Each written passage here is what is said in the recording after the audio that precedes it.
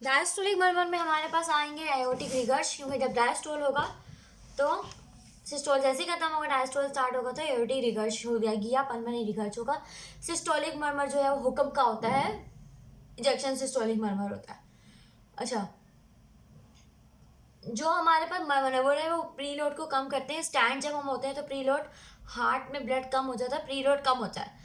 तो हमारे पास जिसमें प्रीलोड कम होता है वो हुक्म और एमवीपी में क्या होगा, वॉल्यूम, ब्लड वॉल्यूम जब भी लेफ्ट वेंट्रिकल कम का होती है, ये वर्ड्स होते हैं मनोवर्स। जबकि जो सिनोटिक मर्मर होते हैं या रिगर्स मर्मर होते हैं उनके फ्लो जो कम हो जाता है तो हमारा मर्मर डिक्रीज हो जाता है। पैसिव लेग राइज हो या स्क्वाटिंग हो, ठीक है, इसकी वजह से प्रीलोड बढ़ जाता है और ये मनोवर, प्रीलोड जब बढ़ेगा तो रिवर्स हो जाएगा। आप एमवीपी और हुक्म जो है वो आप प्रीलोड बढ़ रहा है तो वो कम हो जाएंगे, बाकी बारे मर्मर इंक्रीज हो जाएंगे। हैंड ग्रिप क्या करता है, आफ्टर लोड को बढ़ा देता है। जब हमारे पास आफ्टर लोड बढ़ जाएगा तो रिवर्स फ्लो हमारे पास आसानी से हो जाएगा क्रॉस द आयोटिक वॉल्व, और हमारे पास आफ्टर लोड जैसे ही बढ़ेगा तो आसानी से रिवर्स फ्लो होगा और लेफ्ट वेंट्रिकल की वॉल्यूम बढ़ जाएगी। तो अब हमारे पास जो है जितने भी फ्लो जिसमें रिवर्स होता है जैसे कि AR, MR, VSD में, तो वो मरमर के जो है ना इंक्रीज हो जाएंगे।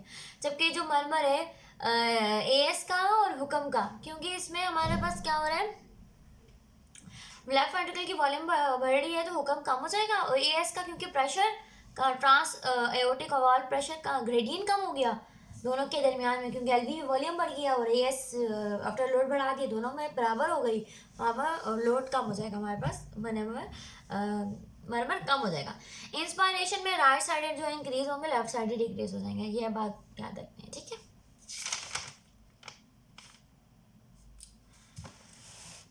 उसके बाद जो मरमर आ जाते हैं, हार्ट मरमर आते हैं, उसमें हमारे पास जो है एओर्टिक स्टेनोसिस आता है, फिर मिट्रल रिगर्च आती है, मिट्रल वॉल कोलैप्स आता है, VSD, ये सारे सिस्टोलिक मरमर है। डायस्टोलिक है जब हमारे पास एओर्टिक रिगर्च हो या पल्मोनरी रिगर्च हो, और या फिर जो है मिट्रल स्टेनोसिस हो या ट्राइकस्पिड स्टेनोसिस हो, और कंटिन्यूस में पेरी आता है। अच्छा, एओर्टिक स्टेनोसिस का जो मरमर होता है वो हमारे पास क्या होता है, क्रिसेंडो डाइक्रिसेंडो हमारे पास जो है ये मरमर होता है। और इसके अलावा सिस्टोलिक इजेक्शन मरमर होता है, इसके अंदर सॉफ्ट हमारे पास S2 जो होता है, इसमें हमारे पास सॉफ्ट होता है इजेक्शन क्लिक, ठीक है, इसमें सॉफ्ट S2 होता है। उसके अलावा इसमें लेफ्ट वेंट्रिकल का प्रेशर ज़्यादा होता है, एओर्टिक प्रेशर ये हमें पता है लॉर्डेस होता है या at heart base radiating to carotid. ये जो है ना हमारे पास हार्ट की जो बेस है ना, बेस ऑफ हार्ट, ये वाली जो बेस है, यूं लाइन लगाते हैं तो बेस ऑफ हार्ट इसके करीब होता ज़्यादा, ठीक है, और ये कैरोटिड पे जाएगा क्योंकि एओर्टा कैरोटिड पे देता है।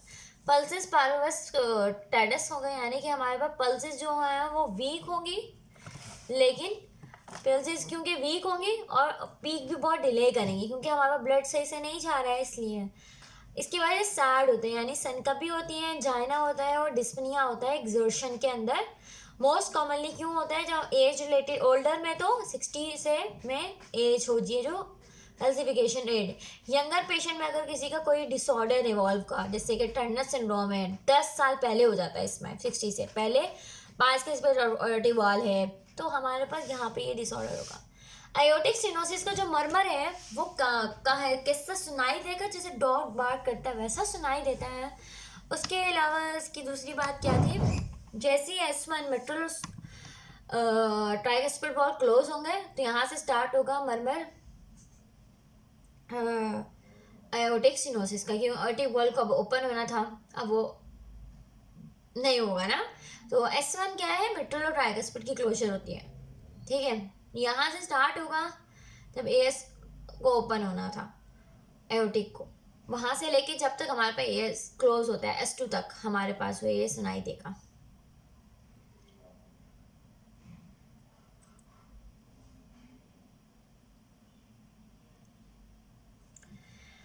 ऐसे ये लिखे any valve develop regurgitant after endocarditis, हर कोई वॉल जो है ना एंडोकार्डाइटिस में रिगर्ज कर सकता है। स्लो राइजिंग, इसमें जो हमारे एओर्टिक स्टेनोसिस को इसे कहते हैं slow rising low amplitude pulse. Transcatheter aortic valve जो है हम इम्प्लांट करवाते हैं इसके अंदर। अच्छा, इसमें स्ट्रोक के चांसेस होते हैं पेशेंट को क्योंकि सैड है ना, और उसके अलावा क्या है,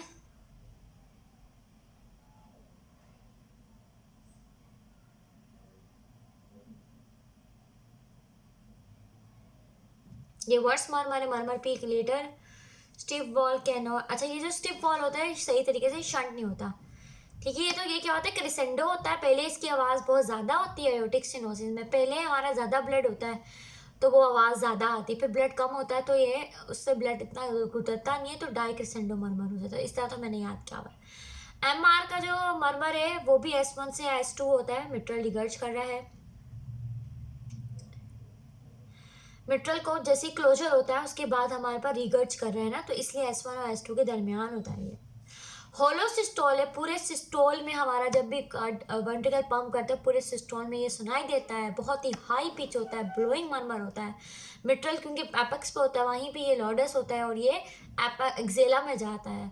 ज़्यादातर हमें ये याद होना चाहिए कि मिट्रल की रिगर्ज जब होती है जब हमारे पास पोस्ट एमआई स्कीमिया होता है ना, तो हमारे पास वो जो लिफलेट्स होते हैं वो हमारे पास की वजह से एमवीपी हो सकता है, इसकी वजह से लेफ्ट वेंट्रिकल डायलेट कर सकता है स्कीमिया के बाद, और मिट्रल रिगर्जेशन हो रही है के बाद जब भी लेफ्ट वेंट्रिकल डायलेट करता है तब भी हमारे पास मिट्रल रिगर्ज हो जाता है, क्योंकि जो डायलेशन है वो इसके लिफलेट्स को तोड़ देते हैं।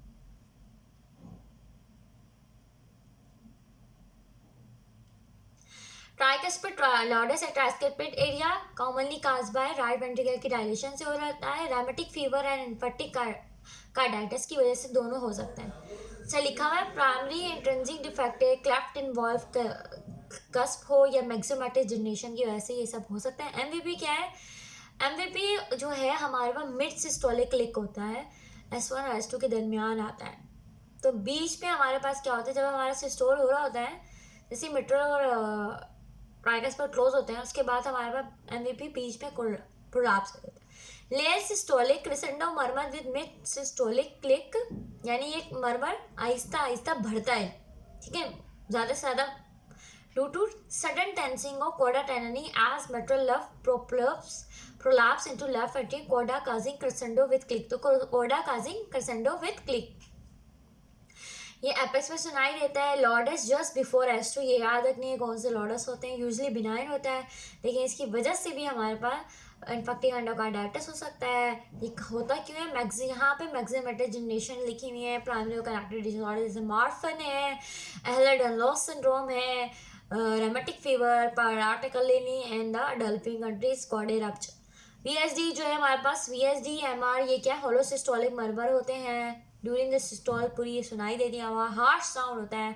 लॉर्डस होता है, याद रखना है ट्राइकस्पिड एरिया में larger VSD have lower intensity than smaller VSD। जितना ज़्यादा VSD बड़ा होता है उतनी कम आवाज़ होती है, जितना छोटा होता है जगह उस जगह से अगर कोई ब्लड गुजरे तो वो ज़्यादा श करके आवाज़ देगा। और क्या मैं बता रही थी, हमने VSD का मरमर पढ़ लिया ट्राइकस्पिड एरिया में, ठीक है,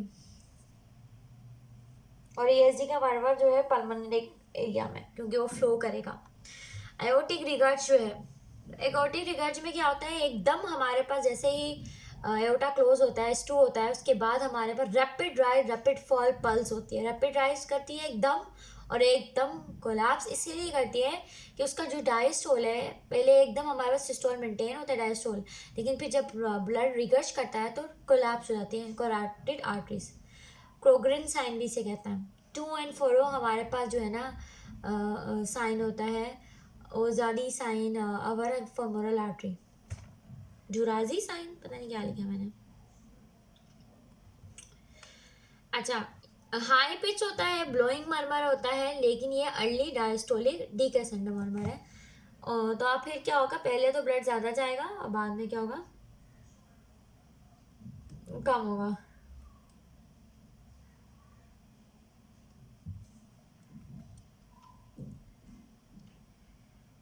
याद रखना AMR TR का तो है वो जो है ना होलो होता है, लेकिन AR जो है वो अर्ली डायस्टोलिक डीक्रेसेंडो मरमर है, मतलब डिक्रीज होता है मरमर।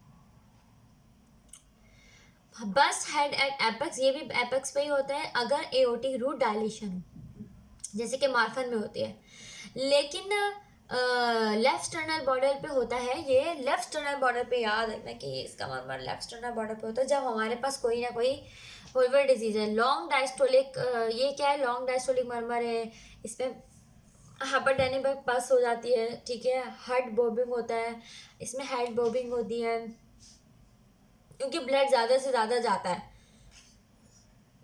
वाइट पल्स प्रेशर होता है, ठीक है, क्योंकि डायस्टोलिक और सिस्टोलिक में बहुत फ़र्क आ जाता है। इसके काजेस क्या होते हैं, बेयर से हमें याद करना है, bicuspid aortic valve, endocarditis, aortic dilation, rheumatic fever. इसकी वजह से हमारे पास हार्ट फेलियर में हो सकता है क्योंकि इतना पंप ब्लड कर करके फेल हो सकता है। अच्छा, तो बेयर से याद करना है, बाइस्पिड एओर्टिक वॉल, ई से एंडोकार्डाइटिस, ए से एओर्टिक रूट डायलेशन, आर से हेमेटिक फीवर। मिट्रस सिनोसिस जो है वो क्या होता है कि हमारे पास S2 के बाद मिट्रस सिनोसिस है, तो हमारे पास क्या आता है, ओपनिंग स्नैप आता है।